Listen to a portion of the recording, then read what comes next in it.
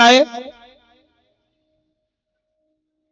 अब भगवान आए तो भोले बाबा ने देखा प्रभु आप, भगवान बोले कुछ नहीं, बाणासुर को सबक सिखाने आए, उसने हमारे पौत्र को जेल में डाल दिया।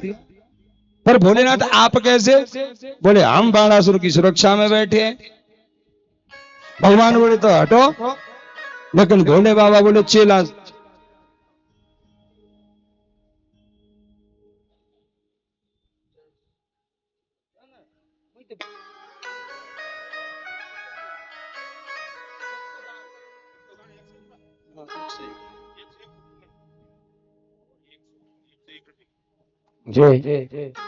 आइए, ये गुप्तदान ही इस कथा में दान करते हैं। गुप्तदान है 101 रुपये का।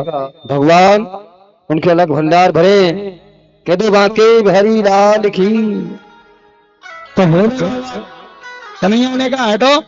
भोले बाबा बोले सुनो, हमारा चेला से गद्दारी नहीं, हमारा चेला गद्दारी नहीं करेंगे, हम सुरक्षा में हैं, हमने वचन दिया है उसे।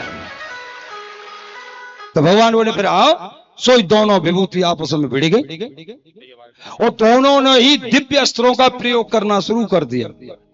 सोई सब ऋषि और देवता दौड़े दौड़े चले आए, महाराज क्या कर रहे हो? अगर तुम दोनों आपस में टकरा गए तो अभी प्रलय हो जाएगी। उन्होंने अपने अस्त्रों को शांत किया, लेकिन एक जिढ़ावश अस्त्र होता है, उसे व्यक्ति पे चला दो तो व्यक्ति को झमाई आती रहती है।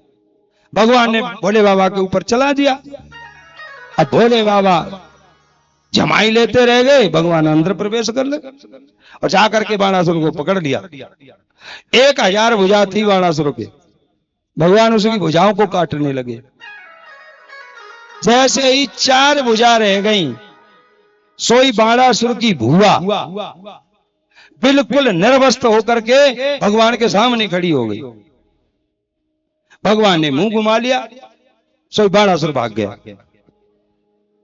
यानी बाणासुर को बचाने के ही वजह से उनकी भुआ जी ने यह काम किया था कि ये छोड़ेंगे नहीं, तो नगिन हो गई। भगवान ने मुंह घुमा लिया। पीछे से भोले बाबा आ गए। भोले बाबा बोले प्रभु जैसा भी है तुम्हारा चेला है, बुरा भला, इसे माफ कर दो। भगवान बोले माफ तो कर दिया, अब तो मैंने अपना स्वरूप दे दिया चतुर्भुज। बड़ी धूमधाम से फिर अनिरुद्ध जी का विवाह हुआ। सुखदेव कहते हैं परीक्षित, ऐसे ही भगवान के पुत्रों के विवाह हुए और ऐसे ही द्वारकाधीश युद्ध वहां जा रहे थे। और इसके बाद एक दिन भगवान अपने बाल गोपालों को लेकर के जंगल में घूमने गए। अच्छा, घूमने का एक उद्देश्य था कि जितनी भी भगवान की संतानें थी ना, वो एक से एक वीर था और वो उद्दंड होते चले जा रहे थे।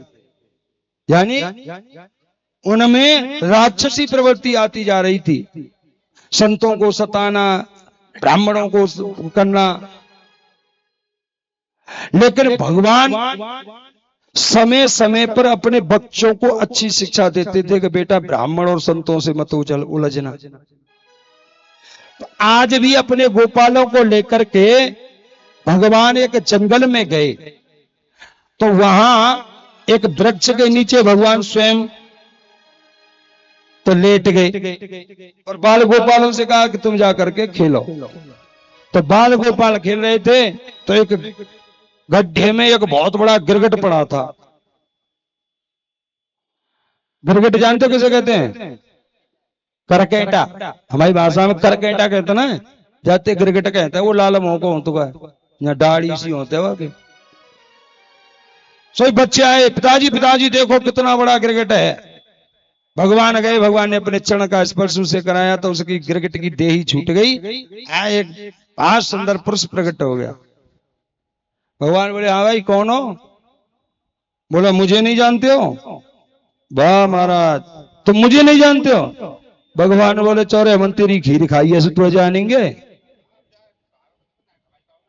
ना। भाई अब तू ही कह सकते हो भाई, बुरा मैं तो कहूँ ना सकता।